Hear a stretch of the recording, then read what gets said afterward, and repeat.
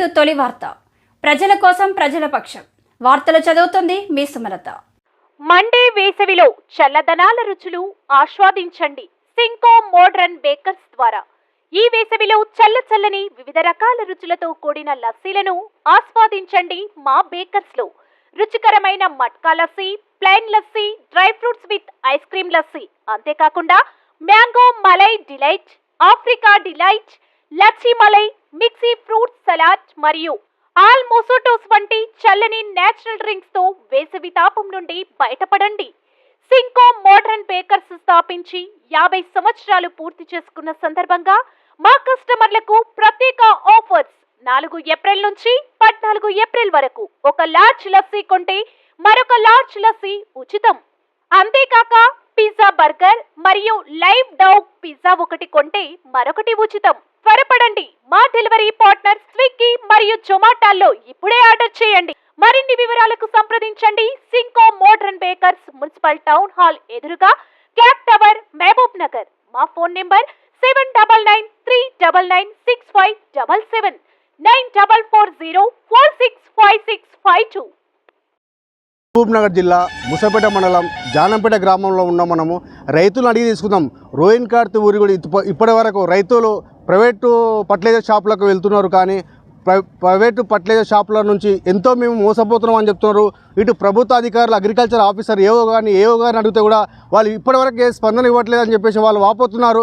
మరి అగ్రికల్చర్ ఆఫీసర్లు రోహిన్ కార్తీ పుణ్యని ఇంతవరకు జరుగుతుంది, కనీసం గ్రామాలలో కూడా రైతులకు అవగాహన కల్పించేంత కూడా వాళ్ళు పట్టించుకోవడం లేదు. మరి ఫర్టిలైజర్ షాపులకు, అగ్రికల్చర్ ఆఫీసర్లకు ఏమైనా కన్సల్టేట్ ఉందా? మరి ఇది ఏ విధంగా అడగాలో రైతులను అడిగి తెలుసుకునే ప్రయత్నం చేద్దాం. నీ పేరేం పేరే? బుచ్చిరెడ్డి. ఏ మండలం, ఏ ఊరు? మాది జానంపేట గ్రామము, మూసాపేట మండలం, పాలమూరు జిల్లా, మహబూబ్ నగర్ జిల్లా. మరి ఇప్పటి వరకు అధికారులు ఏమన్నా మీ దగ్గరికి వచ్చారా? ఇంతవరకు అగ్రికల్చరల్ అయితే ఏం చెప్పలేదు. ప్రభుత్వం అయితే సన్న రకాలు వేస్తే బోనస్ అంటుంది. మరి సన్న రకాలకి ఇస్తారా, దొడ్డు రకాలకి ఇస్తారా తెలియదు. మరి మీరు ఎండాకాలంలో కానీ గతంలో ఎక్కడ తీసుకుంటారు ఇతనాలకి ఇట్లే ప్రైవేట్ షాపులో పోయి తెస్తాం. ప్రైవేట్ షాపులలో మస్తు అమ్ముతారు. ఎక్కడంటే ఎక్కడ, పక్కల ముసాపేటలో అమ్ముతారు, బూత్తూరు, పాలమూరు, ఎక్కడంటే ఎక్కడ తెచ్చుకుంటున్నాం. ఈ విత్తనం అంటే సరిగా మొలకొస్తే తుకం రాదు, తుకం వస్తే మొలక రావు. మరి అధికారులకు ఏమన్నా మీరు దృష్టి తీసుకెళ్లారా?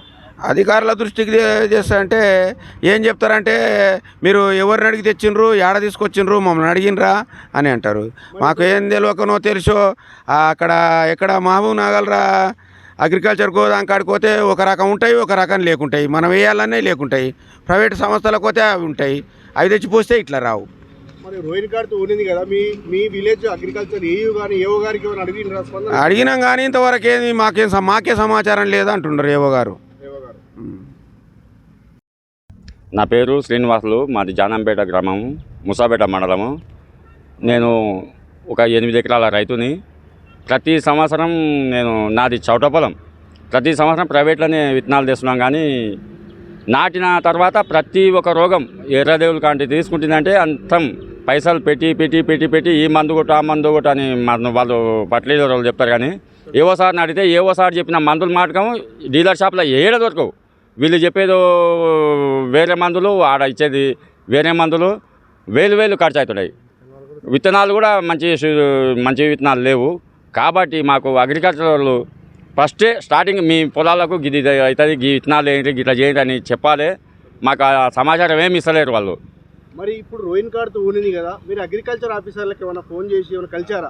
మేము అగ్రికల్చర్ ఆఫీసర్ని కలవాలని ఇక్కడికి వచ్చాం, కానీ వాళ్ళు వచ్చి లేరు.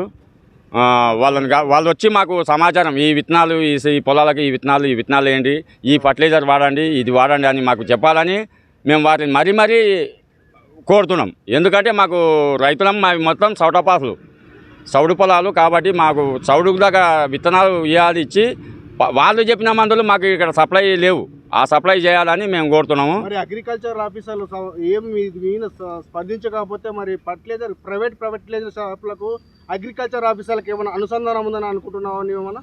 మరి ఇప్పుడు మేము వాళ్ళు చెప్పినవి అది వాడు, ఇది దొరకపోతే వాళ్ళు చెప్పింది వాడు అని అంటారు. ఏవోసారికి ఇట్లా ఎప్పుడన్నా ఫోన్ చేస్తే సరే అది వాడు, మళ్ళీ ఇప్పుడు ఈ మందులు దొరకలేవు కదా, అది వాడు అని చెప్తారు. కాబట్టి ఈ అగ్రికల్చర్ చెప్పిన మందులు మాకు అందుబాటులో పెట్టాలని మేము మళ్ళా కొడుతున్నాం. వాళ్ళు చెప్పిన మంది ఇట్లకెళ్ళి మామనాడు చేసి ఆడ దొరకలేవు. వాళ్ళు చెప్పేది ఒకటి, మా మందులు ఇచ్చే షాప్ వాళ్ళు ఇచ్చేది వేరే. కాబట్టి వాళ్ళు చెప్పే మందులు మాకు ఇవ్వమను. నా పేరు జలంధర్జీ, జానంపేట మండలం ముసాపేట, జిల్లా మహబూబ్ నగర్. రోయిన్ కార్డ్ వస్తుంది కదా, మరి ఇప్పటి వరకు ఏ విత్తనాలు తెచ్చినావా? అగ్రికల్చర్ ఆఫీసర్లు ఏమైనా అడిగినావా?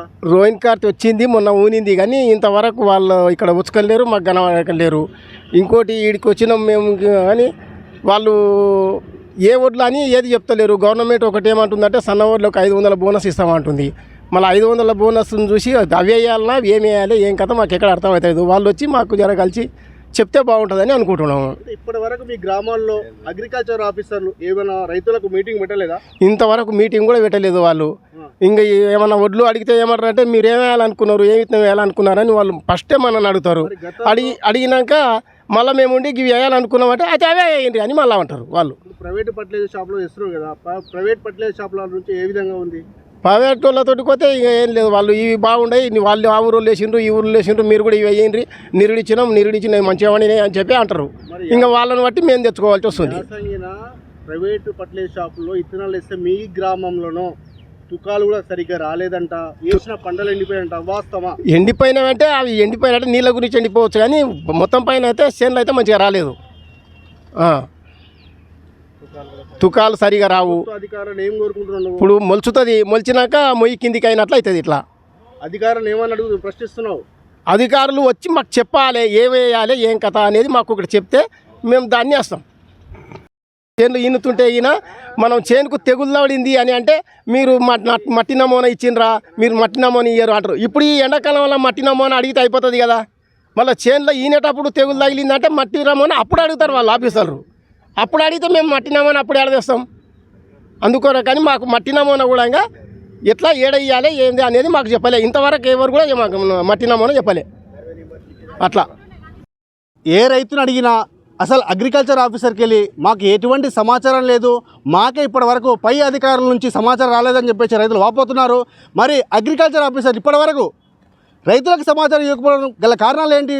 అసలు ఏం జరుగుతుంది? రైతులను ఏ ఉద్దేశంగా భావిస్తున్నారు? తక్షణమే అధికారులు గ్రామాల రైతులకు వాళ్ళ సూచన ప్రకారము పంటలు వేయాలని చెప్పేసి మరి చెప్తారా చెప్పారా వేచి చూద్దాం.